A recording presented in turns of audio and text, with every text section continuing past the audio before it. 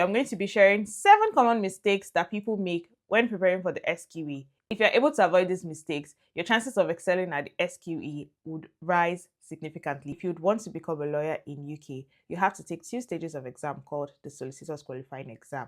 And there's the SQE1 and the SQE2. The first common mistake a lot of people make is treating this exam like any common university exam. You need to know this is not another university exam. The SQE is a distinct and a unique form of exam. It takes resilience, it takes consistency, and it takes understanding how the assessments are framed in order to pass. So if your revision strategy is only focused on reading textbooks, you may not be using the most effective method. The SQE1 is assessed in multiple choice questions, and the SQE2 focuses on practical skills. So you need to go from the black letter law to how it applies in actual practice. The next common mistake is not doing enough practice questions. This one is very, very huge. A lot of people focus on understanding the black letter law without attempting practice questions. These exams focus largely on practical based scenarios. You need to start to attempt practice questions. Start as early as possible to help you ground your understanding, to also help you identify your weak areas. Also, the more practice questions you undertake, the more you are able to spot patterns. The more you're also able to identify how the examiners think and how to identify distractors in terms of the answers.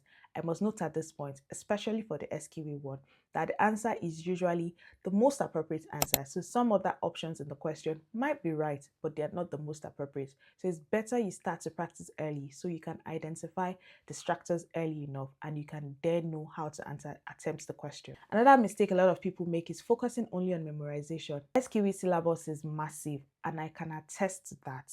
If you try to memorize every principle or detail, you will definitely burn out. Instead, it's best to focus on the legal principles and how they operate in practice. For example, it's better and simpler to understand how a contract is enforced and how a contract is formed than to understand the actual definition of what a contract is. The next common mistake people make is ignoring weak areas, and this ties closely to the second point on attempting practice questions. Attempting practice questions and starting early enough to attempt practice questions would help you identify your weak areas. A lot of people focus and revise topics they are comfortable with, but that's not the best approach.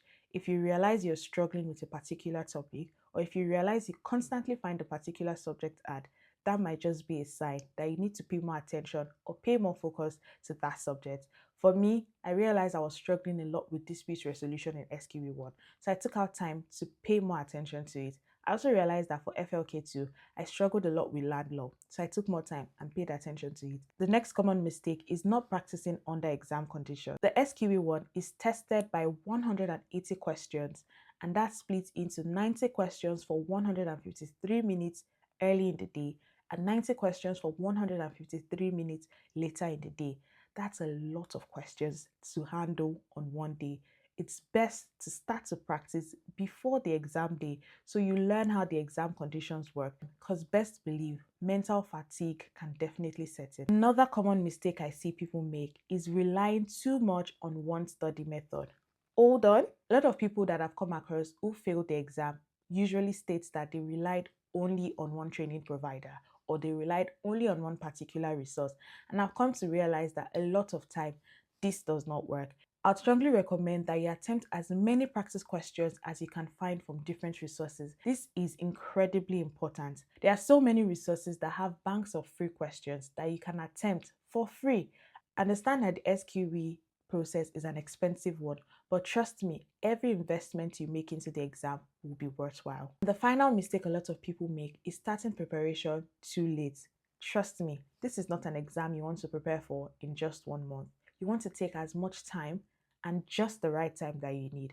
It could differ for different people. For me, it took about 9 months to prepare for the exam. Some other persons have successfully been able to prepare for the exam in 3 months, but you need to identify yourself, know your reading patterns, know how best you assimilate. If you're someone who assimilates under longer term conditions, I wouldn't recommend taking the exam under short span of preparation.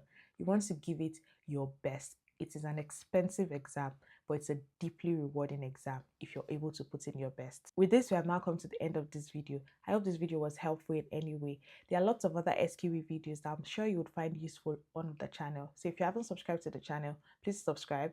Hit the like button if this video was helpful, and I'll see you in the next one. Bye for now.